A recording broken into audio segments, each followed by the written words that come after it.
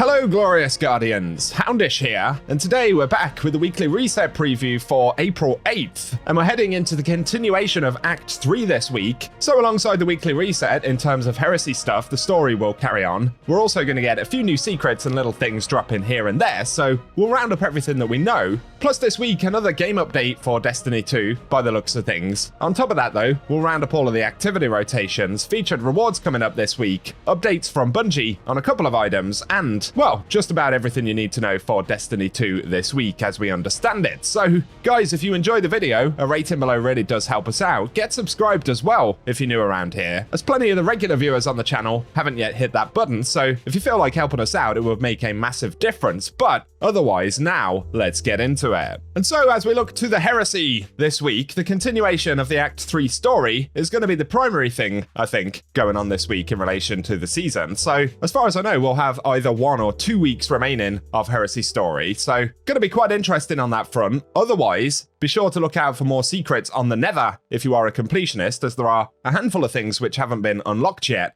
according to Triumphs, and presumably they will be dropping in the final weeks of Heresy. That would make sense, so look out for those if you are a completionist. But, of course, as we discussed, there have been a couple of bugs in the Nether. There is meant to be a game update this week, so possibly we'll see some fixes for some of the missing zones. Bungie did confirm that the hull breach wasn't loading as a starting zone, and they've since fixed that, and they made it the permanent starting zone for the remainder of the weekend. They also confirmed on Reddit that the same thing has actually been affecting the Founts area in the Nether. They didn't confirm that until they'd spoken about hull breach, so that does mean that the Founts has been bugged since the start of the episode, as far as I understand it, but at least it's been recognized, and hopefully Bungie can implement some things to make getting to the various zones much easier. So that's one thing to look out for this week, potentially.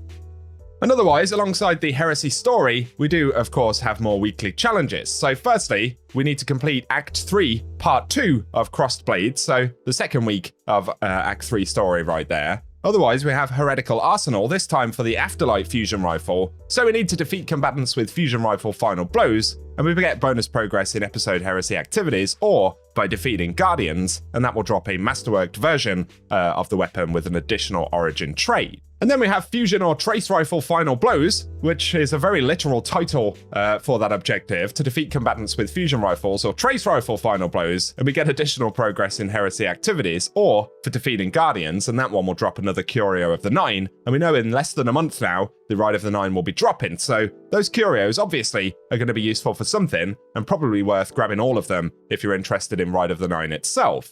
Then we've got Super Final Blows to defeat combatants with supers anywhere in the system, and there is additional progress awarded in Heresy activities or defeating Guardians. Also, there's Special Delivery to deal final blows with special ammo in any ritual activity. And then Trial by Firing Squad to win multiple rounds in Trials of Osiris, so we need to win 20 rounds, not consecutively. And if we can do that, there is an additional Trials of Osiris weapon drop, as we can see on the tooltip right there.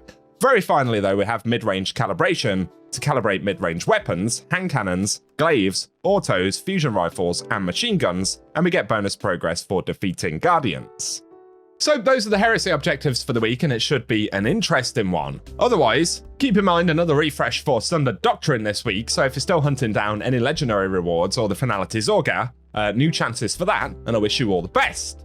Over here in the Pale Heart, though, as always, we will get a new featured co-op mission. That's a pinnacle drop right there. On top of that, though, there's Salvation's Edge and Excision, which still have pinnacle drops if you need the power.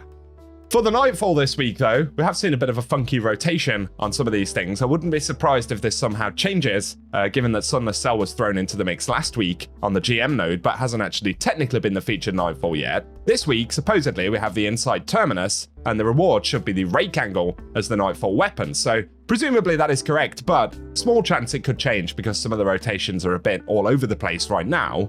Can't speak to all of the Crucible playlists, of course, but like I said, Trials will be back on Friday, given that this is no longer an Iron Banner week, and I think April 29th is when Iron Banner will return once again, so more chances for all of the playlists, really. As we look to featured raid and dungeon content, though, more weird rotations. For the raids, it should be fairly simple. This week, we should have Garden of Salvation, so if you need to farm out any legendary rewards there, it should be a useful one. Then over in the Legends tab right here, King's Fall should also be up this week. And of course there, we can grab the Touch of Malice. And that exotic, as well as all of the legendary loot, should be completely farmable as well.